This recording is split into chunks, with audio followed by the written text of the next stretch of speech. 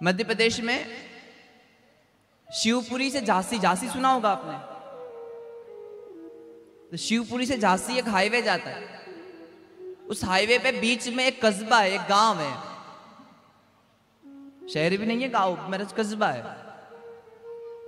तो वहां एक बिहारी का मंदिर है, बिहारी जी का, और उसी के बाजू में एक हवेली है आज भी।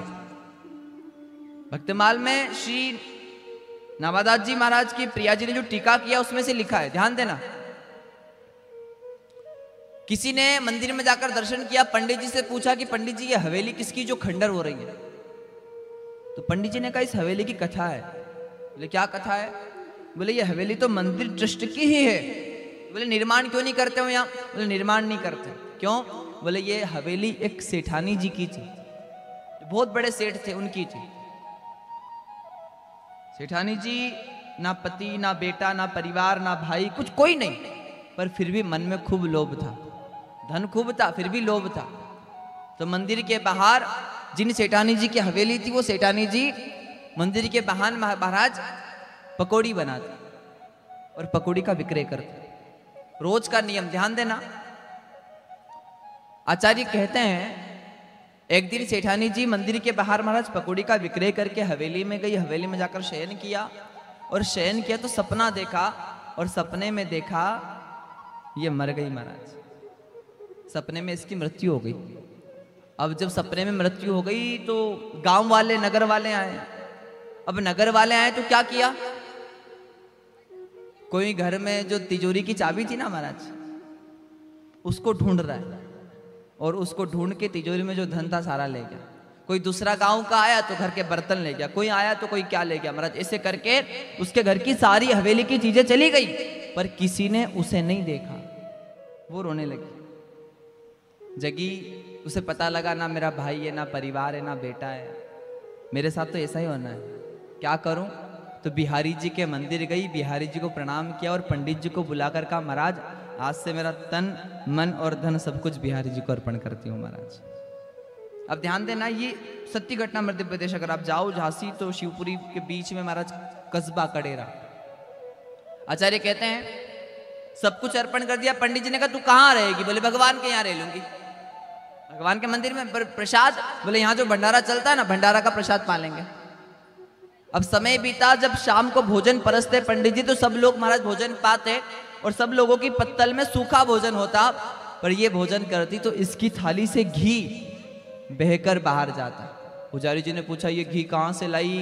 बोले जो आपने दिया वही है। अब पुजारी जी कहते मैंने तो घी दिया नहीं। शाम को सोते समय दूध प्रसाद बटता मंदिर में, सब लोग दूध पीते, पर ये जो सेठानी थी, ये जो भक्तिन थी, दूध को चबाती। अच्छा, दूध चबाया जाता है कि पिया जाता है? पंडित जी ने पूछा तू क्या चबा रही है? बोले जो आपने इसमें मावा, प्रसाद, किशमिश, बादाम डाला है ना, वो चबा रही। अब महाराज पंडित जी को लगा ना घी दिया है, ना बादाम दिया है, ना मावा दिया है, कहाँ से लाती होगी? भंडार गृह में जाकर देखा तो जिस पात्र में मावा रखा है वो पात्र धीरे धीरे खाली हो रहा है, जिसमें घी रखा है वो घी धीरे धीरे खाली हो रहा है। पंडित जी को लगा ये चोरी करती होगी, और अब कहे भी तो कैसे, पता भी तो लगना चाहिए ना। तो पंडित जी ने एक दिन सुबह सुबह भगवान की पोशाक बदल रहे थे तो देखा कि भगवान की पोशाक में घी लगा है। कहाँ? भगवान के वस्त्रों में घी लगा है, साफ कर दिया। शाम के समय आरती कर रहे तो देखा भगवान की उंगलियों में मावा लगा है। अब पंडित जी को लगा चोर तो यही है, इससे बड़ा चोर और कौन हो सकता है? तो पंडित जी कहते हैं ग्वाल सिंहासन पे पूज के भयो ठाकुर पर ठगोरी न छोड़ी, और काहू को काज बने बिगड़े ब्रजराज तेरी या चोरी न छूटी। इतने बड़े महाराज ठाकुर हो गए वो, फिर भी आप चोरी करते हो, शोभा नहीं देता। अब भगवान से कुछ कह नहीं सकते तो मंदिर में पहले पंडित भक्तिन को, सेठानी को मंदिर से बाहर कैसे निकाले? बोले इसकी बदनामी कर दो। और पंडित जी ने कह दिया नगर में इस भक्तिन ने पति कर लिया है। और जैसे ही कहा तो ये जहां भी जाती हंसी उड़ाते लोग। पूछा क्यों हंस रहे हो? सारी बात बता दी। बोले किसने कहा? बोले पंडित जी ने। चलो मेरे साथ पंडित जी के पास। अब वो भक्तिन गांव वालों को लेकर पंडित जी के पास गई। पंडित जी से कहा पंडित जी आप क्या कह रहे थे? पंडित जी भगवान की ओर इशारा करके कहते हैं भाई मैं तो सत्य कह रहा हूं, इसने पति कर लिया। कौन? बोले भोजन में नित घृत उठा स्वकर सो ले, तो भर भर दे दिया भक्तिन की थारी जू, कैसे प्रतीत विनीत जो करावे हम, पति ये बनाई इस भक्तिन ने बिहारी जू। पंडित जी से कहा आपने बदनामी क्यों करी? बोले इसलिए कि महाराज ये भोजन मंदिर की व्यवस्था बिगड़ जाती, इसलिए कहा हमने। अब क्या, तो गांव वालों ने कहा चिंता मत करो, आज के बाद ये भक्तिन जिस किसी के भी घर के सामने जाकर खड़ी हो जाएगी, वो अपना सौभाग्य मानकर भोजन कराएगा।